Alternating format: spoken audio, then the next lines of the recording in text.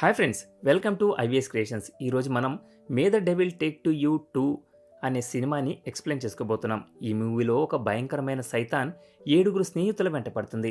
ఆ 7 ఆ సైతాన్ బారి నుండి తప్పించుకున్నారా, లేక ఆ దయ్యం వాళ్ళను చిత్రహింసలు పెట్టి చంపుతుందా అనేది తెలియాలంటే ఈ వీడియోని చివరి వరకు చూడండి.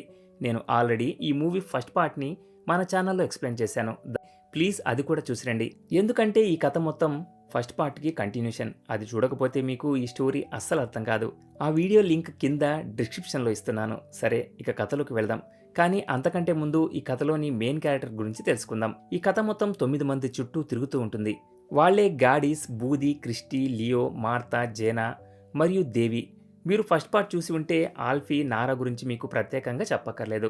మూవీ స్టార్టింగ్లో మనకు గాడీస్ అనే అమ్మాయి కనిపిస్తుంది. ఆమెను చూడగానే అర్థమవుతుంది ఆమె దేనివల్లో చాలా భయపడుతుందని. ఇంతలో గాడీస్ వాళ్ళ చెల్లి దేవి అక్కడికి వస్తుంది. అక్క పరిస్థితి చూసి కంగారుపడి, ఏమైందక్క, ఎందుకిలా ఉన్నావు అని అడుగుతుంది.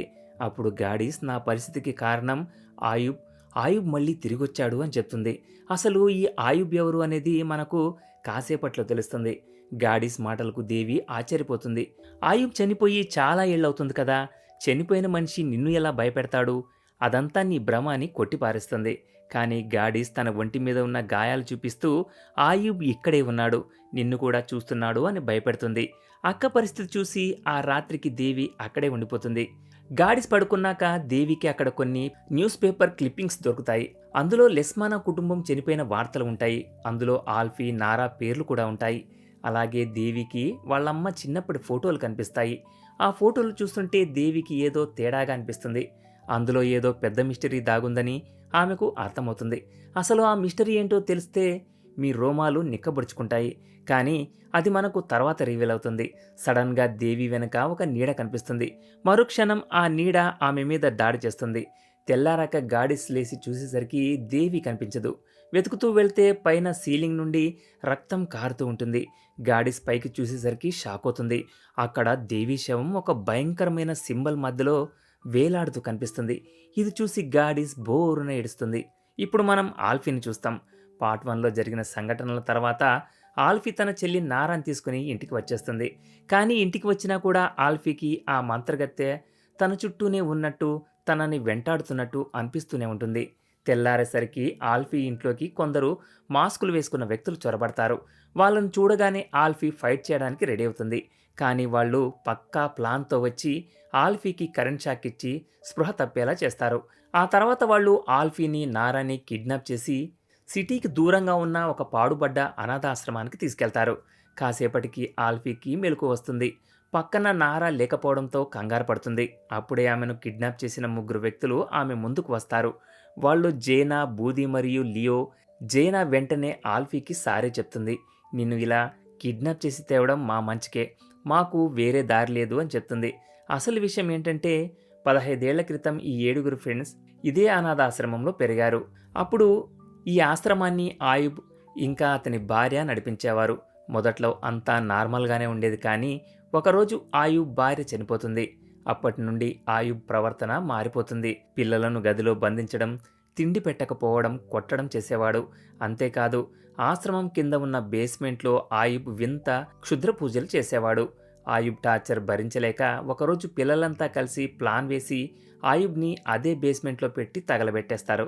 కానీ చనిపోయే ముందు ఆయుబ్, ఆ సైతాన్ మిమ్మల్ని వదలదు, నేను సైతాన్తో డీల్ చేసుకున్నాను అని శపిస్తూ పోతాడు.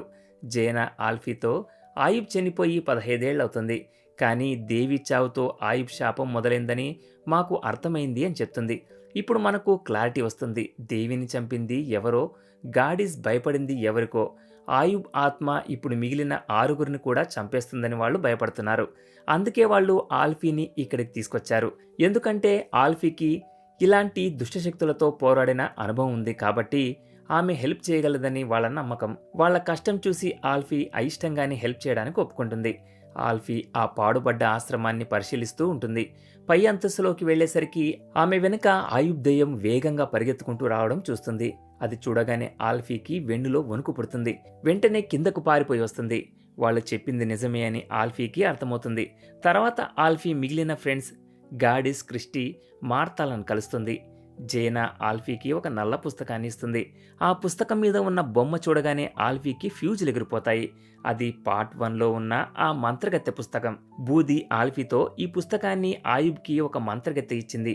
చనిపోయిన తన భార్యను బ్రతికించుకోవడానికి ఆయుబ్ క్షుద్ర పూజలు చేసేవాడు అని చెప్తాడు. ఇది వినగానే తన ఫ్యామిలీని నాశనం చేసిన మంత్రగత్తె వీళ్ల వెనక ఉన్న శక్తి ఒక్కటే అని ఆల్ఫీకి అర్థమవుతుంది. వాళ్ళంతా కలిసి ఆ బేస్మెంట్ దగ్గరికి వెళ్తారు. క్రిస్టీకి భయం వేసి లోపలికి రానంటుంది. దాంతో క్రిస్టీ, నారా బయటే ఉండిపోతారు.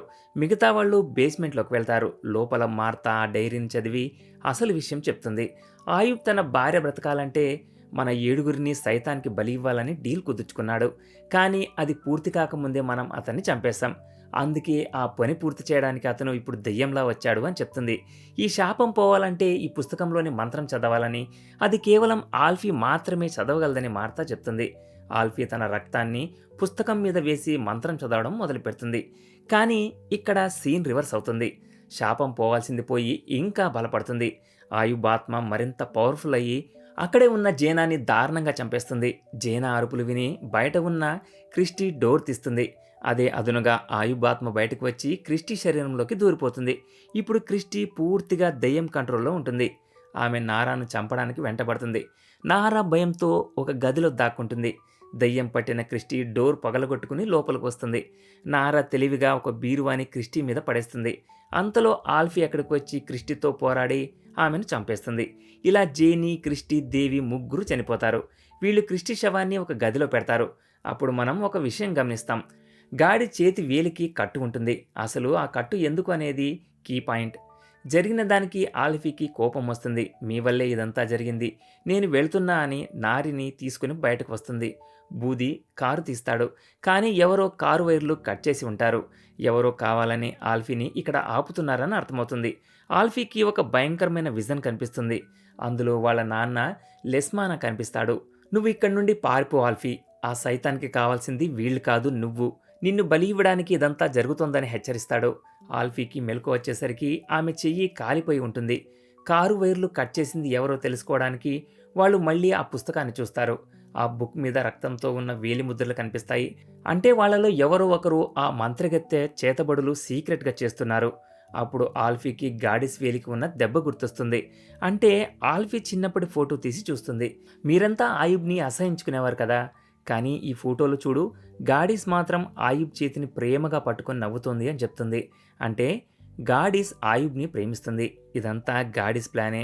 ఆయుబ్ని మళ్ళీ బ్రతికించడానికి గాడిస్ అందరినీ మోసం చేసింది. ఇంతలో లియో గాడిస్ని వెతుకుతూ క్రిస్టీ శవం ఉన్న గది దగ్గరికి వెళ్తాడు. గాడిస్ బయట నుండి గది తలుపులు గొళ్ళెం పెడుతుంది. లోపల ఉన్న క్రిస్టీ శవం లేచి లియోని అతి దారుణంగా చంపేస్తుంది. ఇప్పుడు గాడిస్ అసలు రంగు బయటపడుతుంది. ఆమె పూర్తిగా సైతాన్ మాయలో ఉంటుంది. అవును, దేవిని బలి ఇచ్చింది నేనే. ఆయుబ్ని శాశ్వతంగా భూమి మీదకు తీసుకురావాలంటే ఆల్ఫీ రక్తం కావాలి, అందుకే ఇదంతా చేశాను అని గాడిస్ నిజం ఒప్పుకుంటుంది. బూది కోపంతో పుస్తకాన్ని కాల్చబోతాడు. కానీ గాడిస్ తన మంత్రశక్తులతో బూదిని గాల్లోకి లేపి కింద పడేస్తుంది. కానీ విచిత్రంగా గాడి శక్తులు ఆల్ఫీ మీద పనిచేయవు. ఆల్ఫీ గాడిస్ మీద అటాక్ చేస్తుంది. మార్తా వెనక నుండి వచ్చి గాడిస్ని కత్తితో పొడుస్తుంది. కానీ గాడిస్ తిరిగి మార్తా కడుపులో కత్తి దింపుతుంది. చనిపోయే ముందు మార్తా ఆ పుస్తకాన్ని ఆల్ఫీకి ఇచ్చి, ఇందులో ఒక మంచి మంత్రం ఉంది, అది చదివితే నీకు దయ్యాన్ని ఎదిరించే శక్తి వస్తుంది అని చెప్పి చనిపోతుంది. ఆల్ఫీ ఆ మంత్రం వెతికి చదువుతుంది.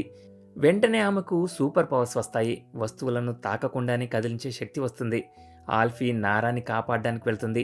అక్కడ గాడిస్ తన పొడవాటి నాలుకతో ఆల్ఫీ మీద దాడి చేస్తుంది. కానీ ఆల్ఫీ ఏమాత్రం భయపడకుండా ఆ నాలుకను కోసేస్తుంది. తన శక్తులతో ఒక బ్లేడ్ని గాలిలో లేపి గాడిస్ గుండెల్లోకి దించేస్తుంది.